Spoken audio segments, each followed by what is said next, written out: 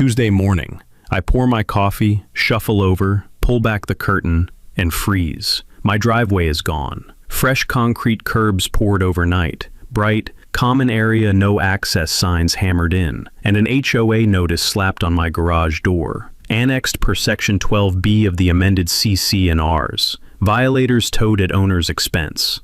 The mug shatters on the floor. My hands are shaking, not from shock, from rage. Pamela Voss and her board sent a crew at 3 a.m. like cowards, using 6 years of our HOA dues to do it. 6 years of stealing land, slapping fines, towing cars, and smirking. 6 years of betting that nobody in Cedar Brook knew enough to fight back. She didn't know I'm a senior real estate paralegal who eats HOA disputes for breakfast. 24 hours later, on my order, every car that board owned was gone. Not damaged, not blocked, just gone. Woke up to your driveway erased? What's your first move? Comment. Worst HOA state? Spill your horror story. Let me back up about 3 years, because this story doesn't start with a stolen driveway.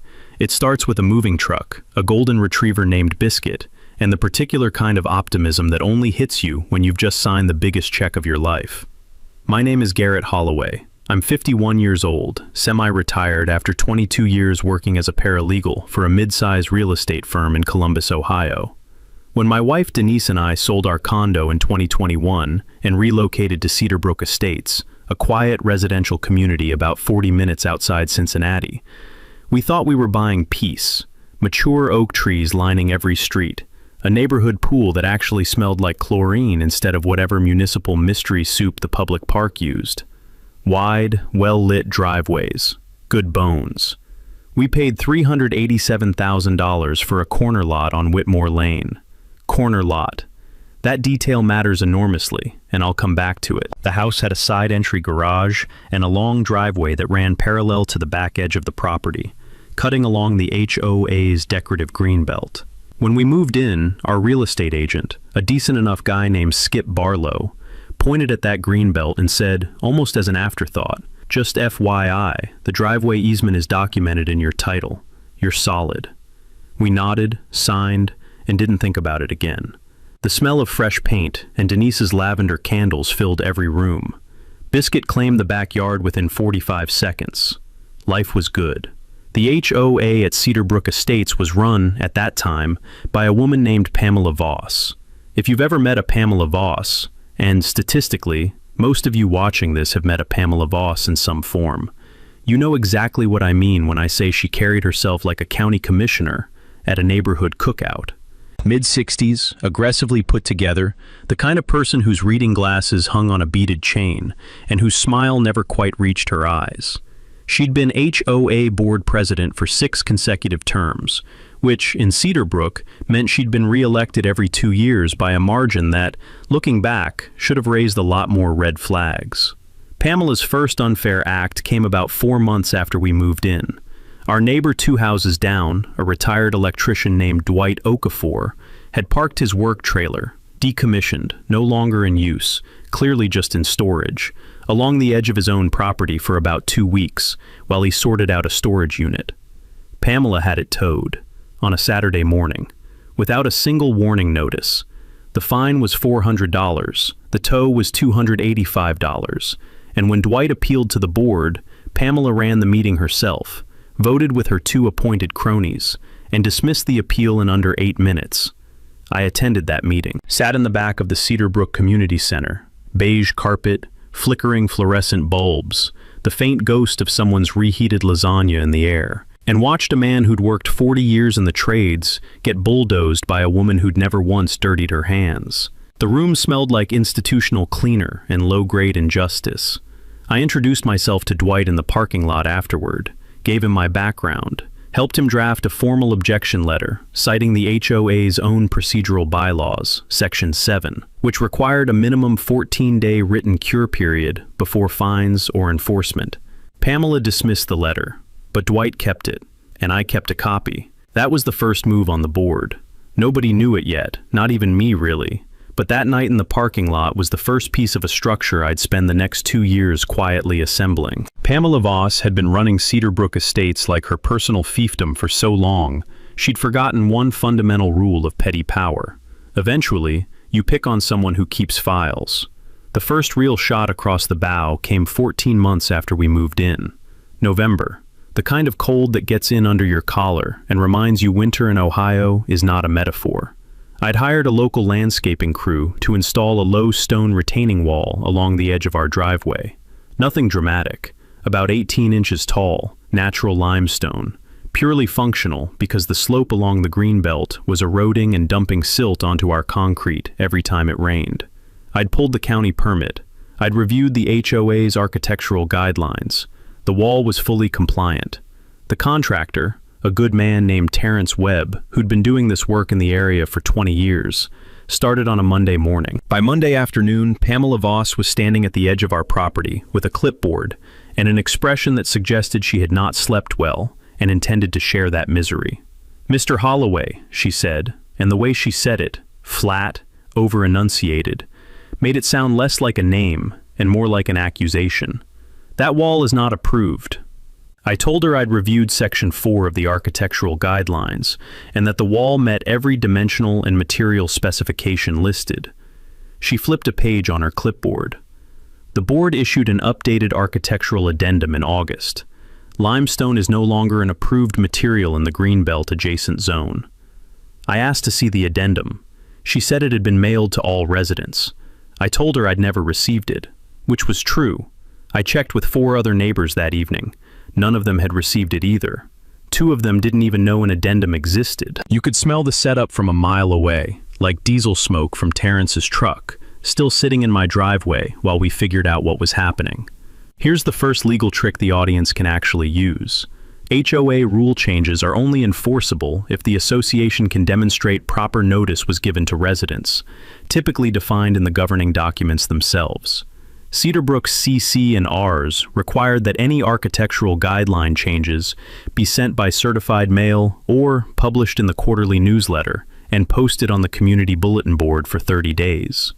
I knew this because I'd read every page of those CC and Rs the weekend after we moved in. Sunday afternoon, Biscuit asleep at my feet, Denise watching something on Netflix, me with a highlighter and a yellow legal pad. We all have our hobbies. Pamela had not sent certified mail. The newsletter hadn't mentioned the addendum. The bulletin board had a flyer for a lost cat and a babysitting advertisement. I photographed all of it. I let Terrence finish the wall. When Pamela filed a formal violation notice 3 days later, $750 fine, mandatory removal of the wall within 30 days, I responded with a 12-page written objection that cited the exact CC&R provision, attached my photos, attached signed statements from 6 neighbors confirming no notice received, and requested a formal hearing before the full board. Pamela's response came back in 5 days. She was calling a special meeting. The fine stood. The wall had to come down. What she didn't expect was that I'd CC'd the Ohio Attorney General's HOA Enforcement Division, the county recorder's office, and a consumer protection attorney named Bridget Farwell, who'd been building a class action dossier on HOAs in the Cincinnati metro area for about 18 months. Bridget had been referred to me by a friend of a friend, and when I called her on a Wednesday night and described the situation, she was quiet for about 4 seconds and then said, "Tell me you kept the photos." I kept the photos. The special meeting was tense. The community center again, same beige carpet, same faint smell of burnt coffee this time. Pamela ran it like she always did, tight, fast, dismissive. But when I stood up and read the specific CC and R language aloud, and then distributed printed copies of my objection to every homeowner in the room, something shifted. The air changed. 3 homeowners I'd never spoken to before pulled me aside afterward. One of them, a 63-year-old retired math teacher named Clifton Marsh, told me Pamela had pulled the same notice trick on him 2 years earlier over a fence post. The board didn't drop the fine that night, but they tabled the wall removal. For Pamela, that was a concession so small she probably didn't notice it. For me, it was confirmation. She had a pattern, and patterns once documented become evidence. I went home, added Clifton Marsh's contact information to a spreadsheet I'd started calling the Ledger, and ordered a second yellow legal pad. The game was just beginning. Spring came to Cedarbrook, and with it, the HOA's annual budget meeting. traditionally the most boring event on the community calendar, usually attended by 8 to 12 homeowners and a plate of grocery store cookies nobody touches. This year, 26 residents showed up. Word had gotten around. Not because I'd been campaigning, I want to be clear about that. I hadn't knocked on doors or handed out pamphlets. I'd simply been visible. I'd shown up to board meetings. I'd helped Clifton with his fence post paperwork. I'd assisted a single mother named Priscilla Denton when Pamela tried to fine her $500 for her kid's basketball hoop being aesthetically non-compliant, a phrase that appears nowhere in the Cedarbrook CC&Rs, and which I made sure Priscilla knew. But the budget meeting was where things got interesting. Pamela presented the annual financials the way she always did. Projected onto a screen, read aloud in a voice designed to encourage no questions, moved quickly through. The HOA had collected approximately $184,000 in dues that year. Reserve fund, listed at $31,000. Operating expenses, $147,000. The math, loosely, appeared to work. I had been quietly corresponding with the county recorder's office and had obtained copies of the HOA's contractor invoices for the past 4 years through a public records request. HOA, financial records are public in Ohio. That's legal trick number 2, and it's one most homeowners don't know exists. In most states, HOA financial records, including contracts, invoices, and meeting minutes, are legally accessible to any member of the association. You can request them in writing, and they have to provide them. What I found in those invoices was interesting, very interesting. The landscaping contractor, a company called Green Path Solutions, had been paid $38,000 per year for the past 3 years. The previous contractor, whom I tracked down through an old board minute, had done the same scope of work for $21,000 annually. Green Path Solutions, I discovered after about 45 minutes of searching the Ohio Secretary of State's business registry, had been incorporated in 2019. One of its 2 registered principals shared a last name with Pamela Voss's daughter. I didn't say anything at the budget meeting. I sat in the back row. I ate one of the cookies, shortbread, slightly stale, the texture of chalk, and I listened, took notes, let Pamela control the room. On the drive home, I called Bridget Farwell. I think there's a self-dealing issue, I told her. Define think, she said. I think she's been routing association funds to a contractor with a familial connection for 3 years, with no competitive bid process. Bridget was quiet again. Then, I need those invoices. I emailed them that night. What happened next wasn't my doing, exactly. It was more like I'd lit a fuse that had already been sitting there for years, just waiting. Bridget's firm filed a preliminary inquiry with the Ohio Department of Commerce's Division of Real Estate, which oversees HOA governance in the state. The inquiry wasn't public. It wasn't loud. Pamela had no idea it existed. But here's where the villain made her first truly stupid move. 2 weeks after the budget meeting, I received a certified letter. The first certified letter I'd ever gotten from the Cedarbrook HOA, notifying me that my driveway had been reassessed under Section 12B of an amended CC&RS document, and that a portion of it, specifically the 28-foot stretch running along the Greenbelt easement, had been reincorporated as common area. I read the letter twice. Then I sat down at my kitchen table, very slowly, and read it a 3rd time. The crunch of gravel under a car in the street outside sounded almost comically ordinary. They were claiming my driveway. Not all of it, just the part I used every single day to access my garage. The part without which my property, a corner lot, became functionally inaccessible from the street. And they'd amended the CC&Rs to do it. An amendment I hadn't voted on, hadn't been notified of, and couldn't find documented in any public record. My hands were steady when I picked up my phone. Steadier than I expected. 22 years of sitting across from people in disputes, of reading the emotional temperature of a negotiation. That training kicks in, eventually. You stop feeling and start calculating. I texted Bridget. They just made it a lot worse for themselves. She replied in under a minute. Tell me everything. The certified letter was dated a Friday. On Saturday morning, I drove to the county courthouse in my old Carhartt jacket and waited 40 minutes for the recorder's office to open. And then I stood at the counter and requested every recorded document related to Cedarbrook Estates filed in the last 18 months. The The clerk, a heavy-set, methodical man named Doug, who moved at the precise speed of someone who has never once been in a hurry, printed out a stack of papers and slid them under the window without making eye contact.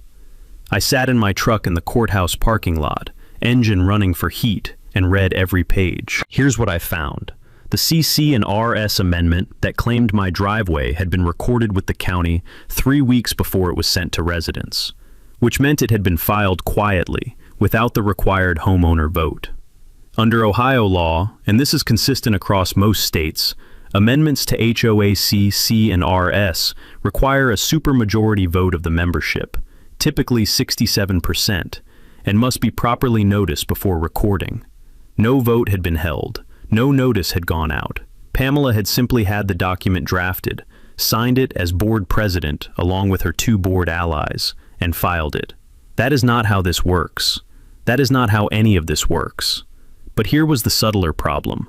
By filing it with the county recorder, she'd created a cloud on my title, which meant if I tried to refinance, sell, or even get a contractor to pull a permit on my property, that amendment would show up as an encumbrance. She'd essentially put a lien-adjacent instrument on my house without spending a single legal dollar on the proper process. It was efficient, in the way that a break-in is efficient. I called Bridget from the parking lot. She answered on the first ring, which told me she'd been expecting the call. When I explained what I'd found, she said, "Garrett, I need you to not do anything visible for the next 10 days. Define visible, I said. Don't confront her. Don't file anything on your own. Don't talk to the neighbors. Just send me the documents. I photographed every page and emailed them from the truck. Meanwhile, at home, Pamela's ground crew arrived on a Wednesday morning. I was watching from the kitchen window, coffee in hand, and began installing a new concrete curb where my driveway met the street. Not blocking my driveway, not yet, but establishing a physical marker, staking a claim. The smell of fresh concrete is distinctive. Sharp, alkaline, a little like chalk dust. And for the rest of my life, I'm going to associate it with that particular flavor of audacity. I did not go outside. I photographed everything through the kitchen window. Wide shots, close shots, time stamped on my phone. I got a clear shot of the truck, no magnetic company sign, which was interesting, and later traced the plates to a contractor named Voss Grading and Excavation LLC, registered to the husband of Pamela's niece. Another self-dealing connection. Add it to the ledger. The same week, 3 things happened in sequence that told me the pressure was building on her end.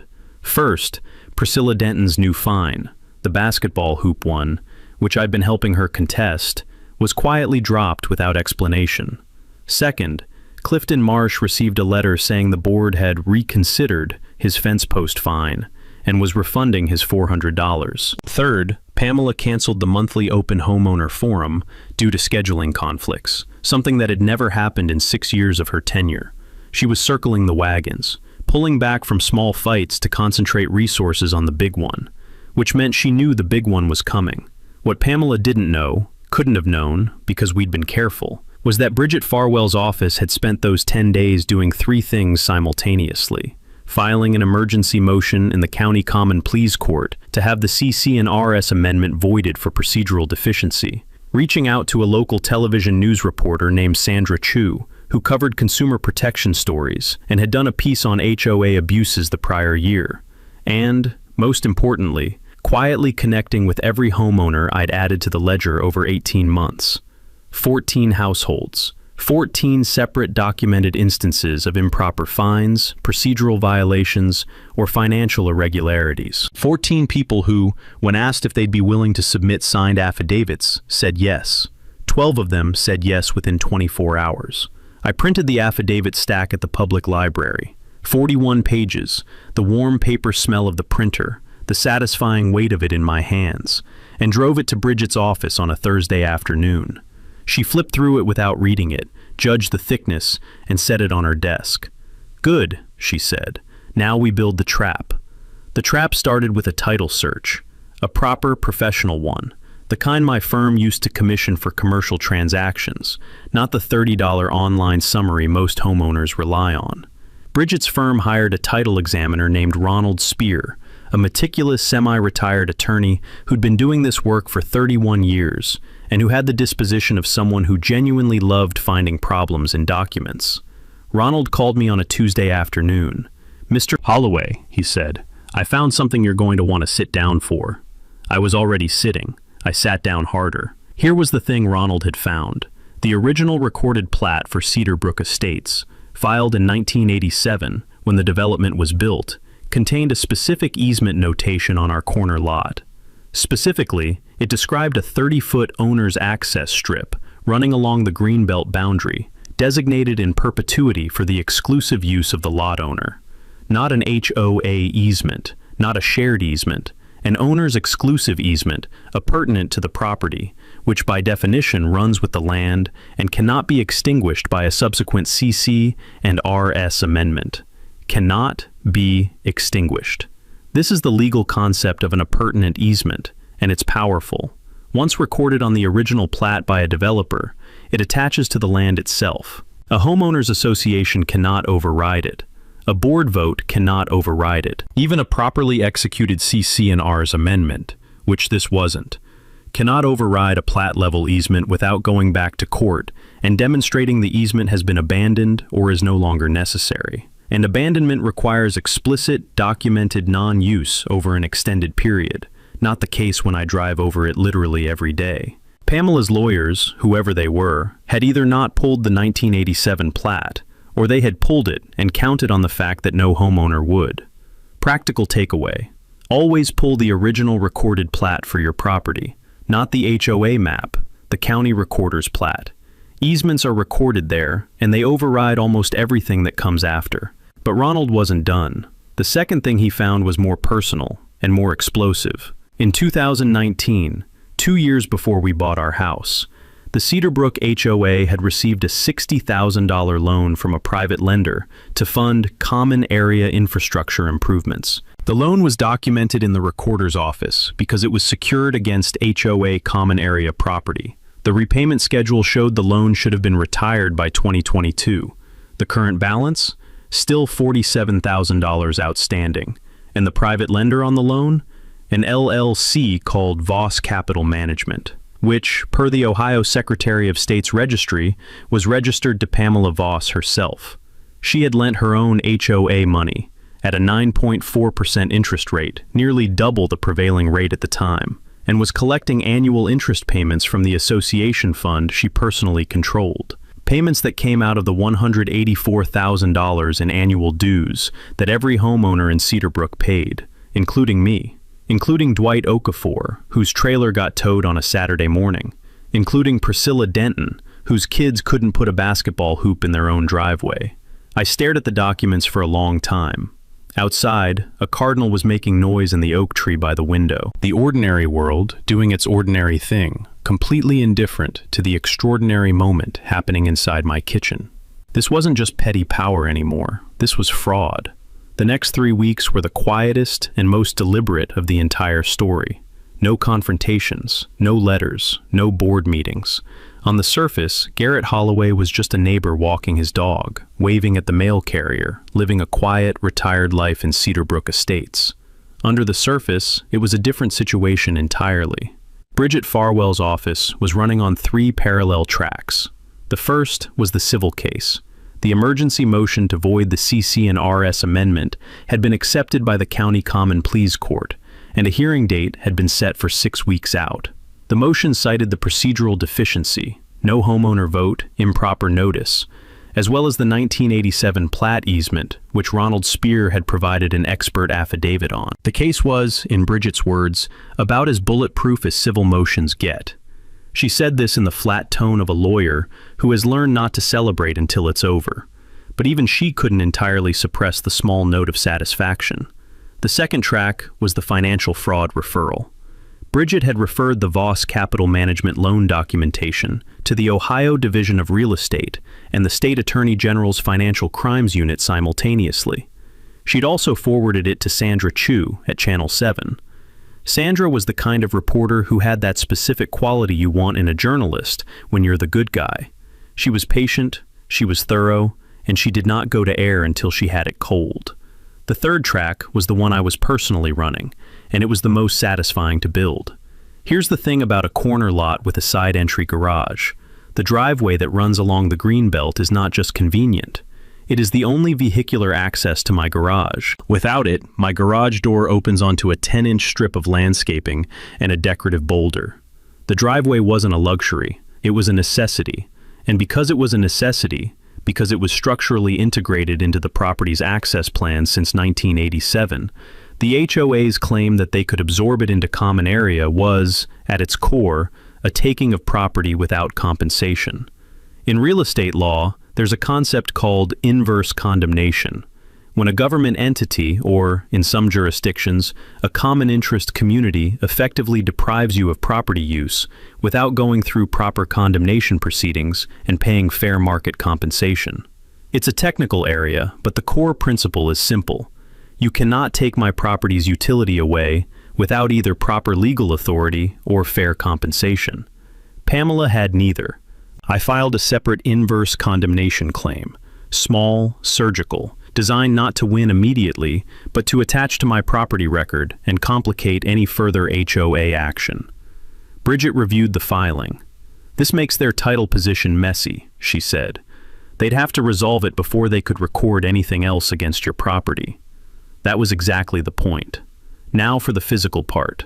Because the HOA's contractors had installed that concrete curb marker on what was technically my easement area, and because that curb was now redirecting surface water from the greenbelt directly across my driveway toward my garage, causing an actual drainage issue I documented with photographs and a brief report from a licensed engineer named Frank Osei, who charged me $350 and described the drainage situation in a letter, using the specific phrase, "material risk of foundation damage." I had grounds to take action on the curb itself. I hired Terrence Webb, the same contractor from the limestone wall, to install a low-profile concrete drainage channel across the front of my property, running perpendicular to the curb.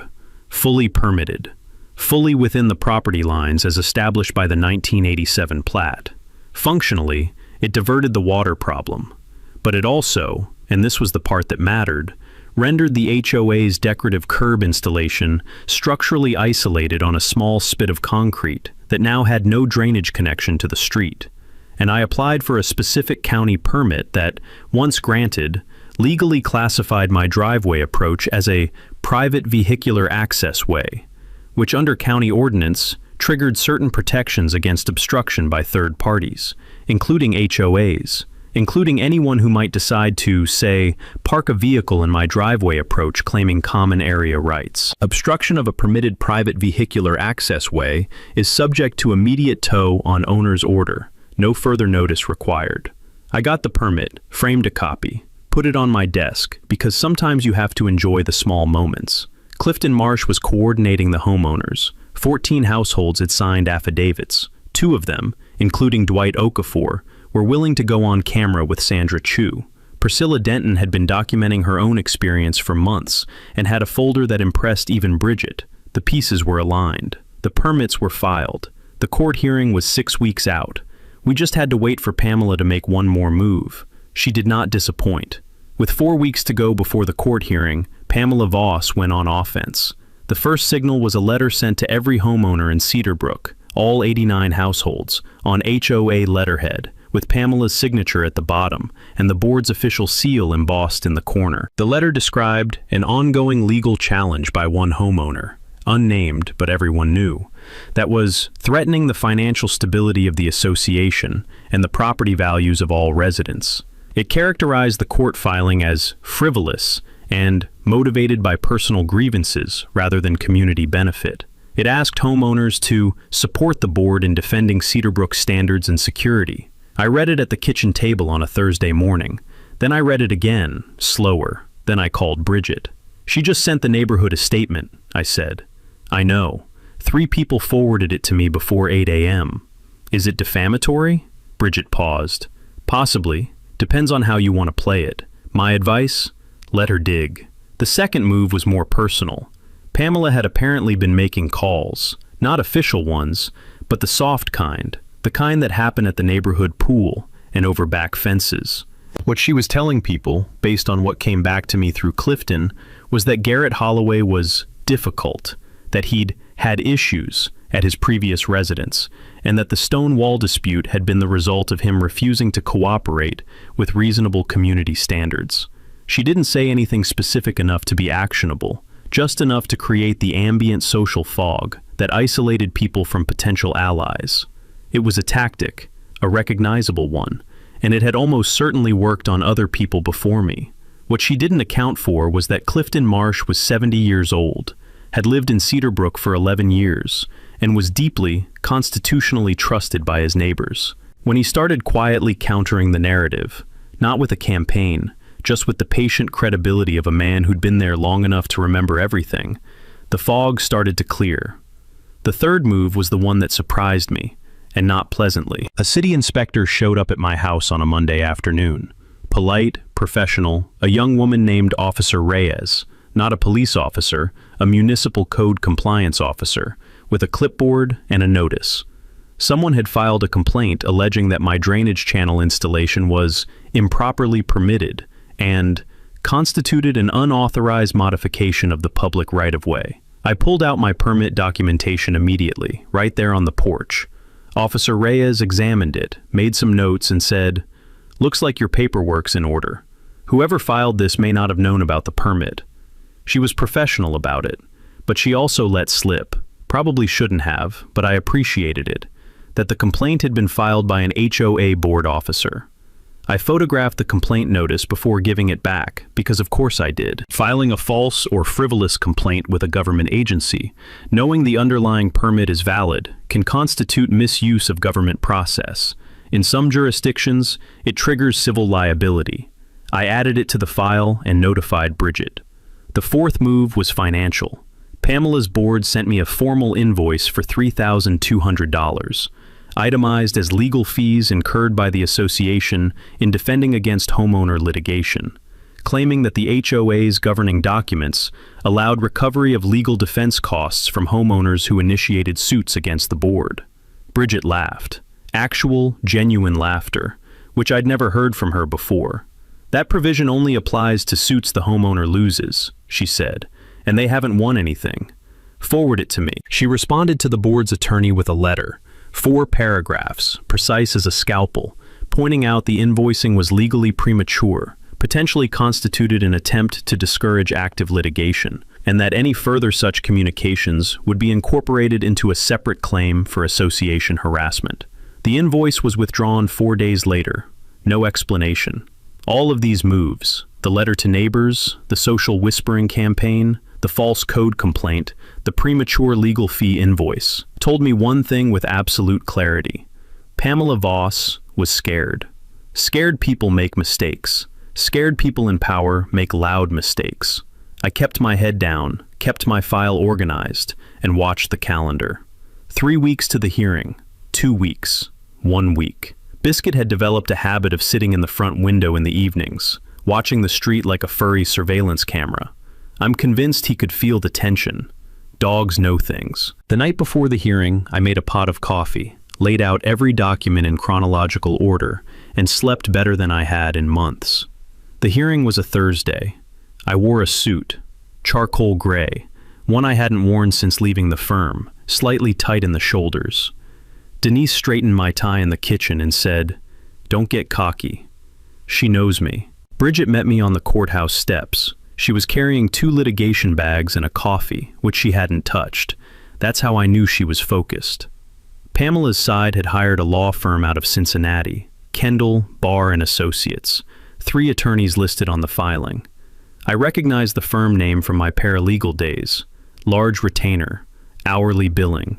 Expensive for a homeowners association that was already carrying $47,000 in fraudulently structured debt. The hearing was a preliminary motion, not the trial, not yet. But it was pivotal because the judge would rule on whether the CC and RS amendment was procedurally valid, and, if not, whether it should be voided pending full litigation. We also had a temporary restraining order motion before the court to prevent any further construction or modification of the driveway area while the case proceeded. Bridget argued first, and she was terrific, crisp and methodical, walking the judge through the CC and RS language, the supermajority requirement, the lack of recorded homeowner vote, the 1987 plat easement. She introduced Ronald Spear's affidavit. She introduced the surveyor's documentation. She introduced the chain of title going back to the original developer. Kendall, Barr's lead attorney, a polished man in his mid-50s named Whitfield, responded with an argument I had anticipated but still found audacious, that the amendment was validly executed by the board under an emergency action provision in the HOA's governing documents that allowed the board to act without a full membership vote in cases of immediate threat to common area integrity. The emergency provision, I'd read it, Section 9, D. It was designed for things like storm damage, flooding, structural hazards. It was not designed for boundary realignment on a homeowner's private driveway easement. The judge, a composed woman in her early 60s named the Honorable Carolyn Dupree, asked Whitfield to specify what emergency justified the action. He pivoted to a general description of ongoing maintenance concerns in the Greenbelt area, which was vague enough to be meaningless. Judge Dupree noted it on her pad, with the expression of a person writing the word weak without actually writing the word weak. Bridget responded that the emergency provision, per its own language, required a documented board resolution citing the specific emergency condition, filed contemporaneously with the action. No such resolution had been recorded, at all. She placed the certified absence of record certificate from the county on the exhibit table with the quiet satisfaction of someone setting down a winning card. Judge Dupree granted the temporary restraining order. All construction and modification of the driveway area was frozen pending full hearing. The CC and RS amendment was placed under review with a formal hearing scheduled in 60 days. We won the morning. But here's the part that set the real trap in motion. And it happened that same afternoon, and it was entirely Pamela's doing. Emboldened or panicked by the morning's outcome, Pamela convened what she called an emergency board session in the community center that very afternoon, without notice to homeowners, and directed the HOA's maintenance contractor to park 2 vehicles, an HOA-branded pickup truck and a utility trailer, across the entirety of my driveway approach, not parking near it, across it, blocking vehicular access to my property. I received a photo from Clifton Marsh at 3:47 p.m. I was still in my suit. Here's the thing about a county-permitted private vehicular access way with an appurtenant plat easement and a live restraining order from the County Common Pleas Court. When a third party physically obstructs it, you don't have to go back to court. You don't have to file a motion. You don't have to wait. You call the non-emergency county sheriff's line. You provide the permit number, the property address, and the case number for the active restraining order. You explain that vehicles are blocking a permitted private access way in apparent violation of the court order. And then you wait about 45 minutes. I changed out of my suit, made a sandwich, let Biscuit out into the yard. The late afternoon light was coming through the kitchen windows at a low angle, golden orange, the kind of light that makes everything look like the establishing shot of something important. My phone rang. It was Clifton. "Garrett," he said, and I could hear the grin in it. "The tow truck just pulled up." I walked to the front of the house and looked out the window. 2 vehicles, HOA plates, being loaded onto a flatbed. I watched the whole thing from my porch, coffee in hand. The tow was the trigger. What happened in the 60 days that followed was the avalanche. Sandra Chu's segment aired 11 days after the tow. Channel 7, 6 o'clock news, 7 minutes and 40 seconds, an eternity in local news time, which told you everything about how solid the story was. The title card read, "HOA President Faces Fraud Allegations as Homeowners Fight Back." Dwight Okafor sat across from Sandra in his living room in a clean flannel shirt and explained, in the measured voice of a man who has spent 40 years measuring twice and cutting once, exactly what had happened with his trailer and his $685 in total losses. Priscilla Denton described the basketball hoop incident and started crying briefly, collected herself and said, "I just want my kids to be able to play in their own driveway." That was the moment that cut through, I think, that sentence. I was interviewed in the segment for about 40 seconds. Bridget had coached me carefully on what to say and what not to say, and I simply stated the factual record. The title search findings, the Voss capital management loan, the lack of proper process. I was dry about it, deliberately. The facts were dramatic enough without me performing anything. The segment ran on a Tuesday night. By Wednesday morning, the Cedarbrook Estates HOA Facebook group, which had been a placid stream of lost pet notices and pool schedule updates, had absorbed approximately 340 comments. By Thursday, a reporter from the Cincinnati Enquirer had picked it up. By Friday, the story was being shared on 3 national HOA grievance Facebook groups with a combined membership of over 400,000 people. The formal public showdown happened 2 weeks later. The County Common Pleas Court scheduled full hearing on the CC&Rs amendment, which had by then accumulated additional filings, including the Attorney General's preliminary fraud inquiry and a formal complaint from the Ohio Division of Real Estate regarding the Voss Capital Management loan. The community center the night before was packed, 61 homeowners, standing room only, the smell of bodies and coffee and the specific anxiety of people who have been holding something in for a long time and can finally see the exit. Pamela Voss arrived at the courthouse in a beige blazer and the expression of someone who has received bad legal advice and is pretending otherwise. Whitfield from Kendall, Barr, was beside her, but quieter than he'd been at the preliminary hearing. 2 of Pamela's 3 board allies had already resigned. One sent a written apology to the community that stopped just short of throwing Pamela under a bus and just kept driving. Judge Dupree ran the hearing with the efficiency of someone who has read every document and doesn't need to pretend otherwise.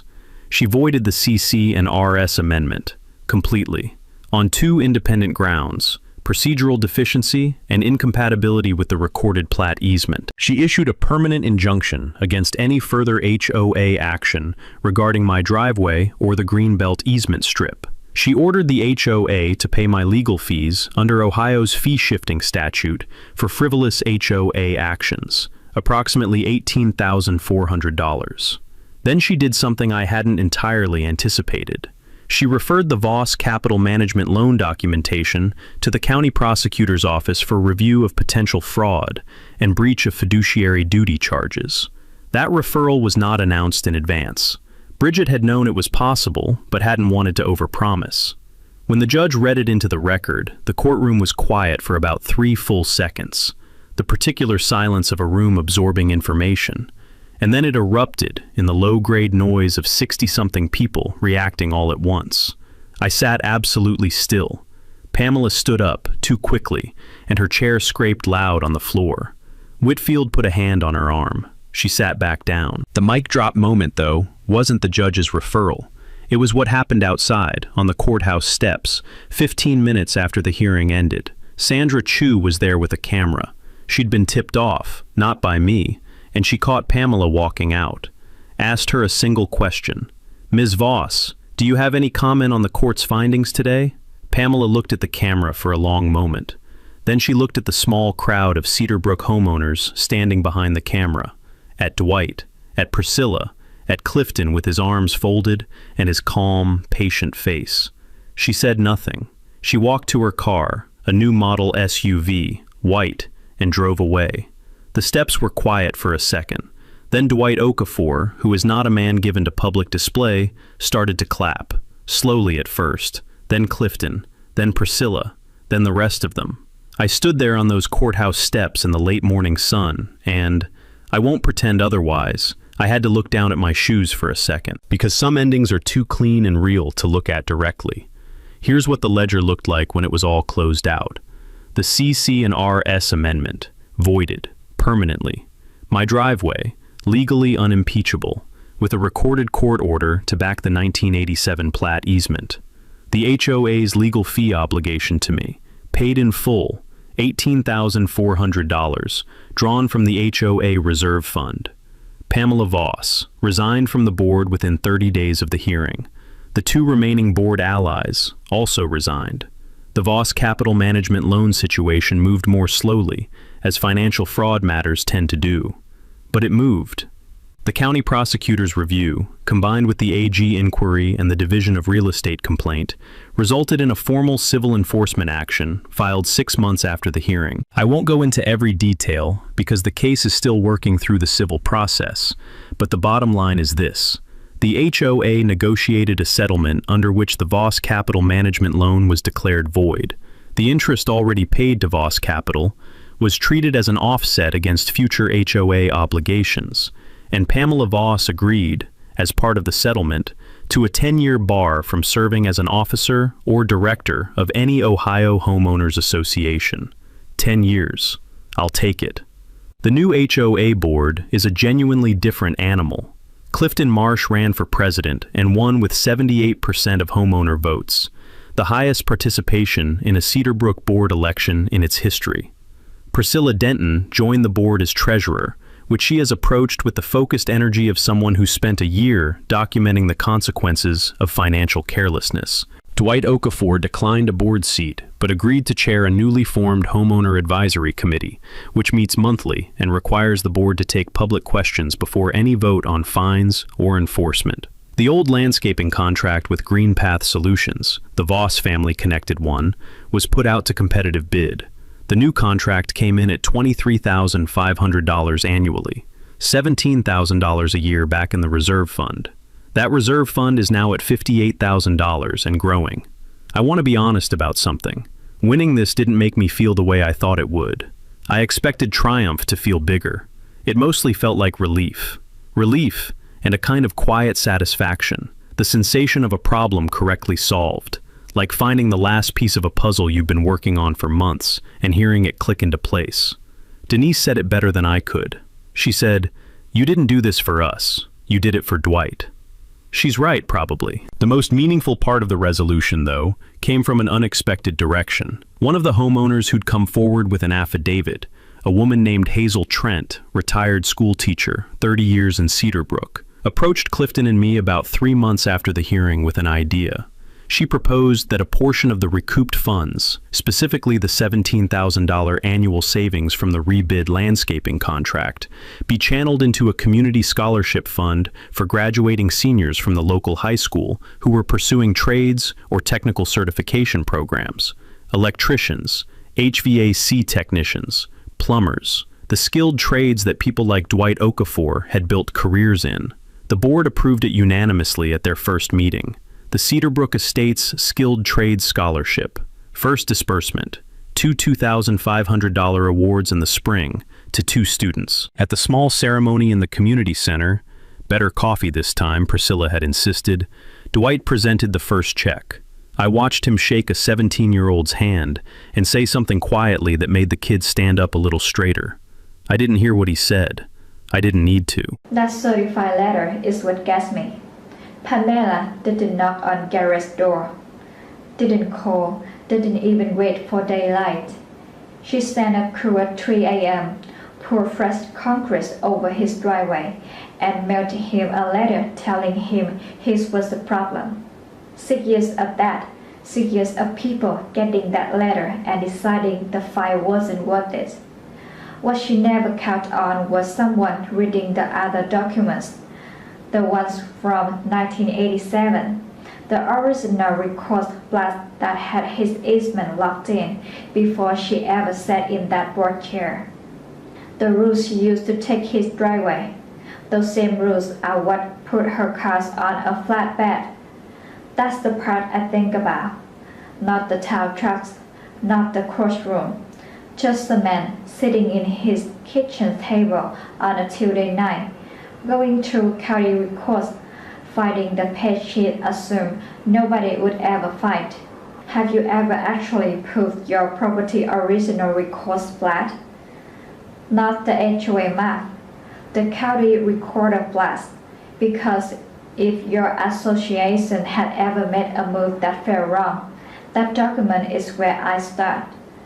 Drop your situation in the comments, I read them. And if this story felt familiar, share it. Someone in your circle is probably dealing with their own version of this right now. Subscribe if you want to stay with us. There are more of this coming.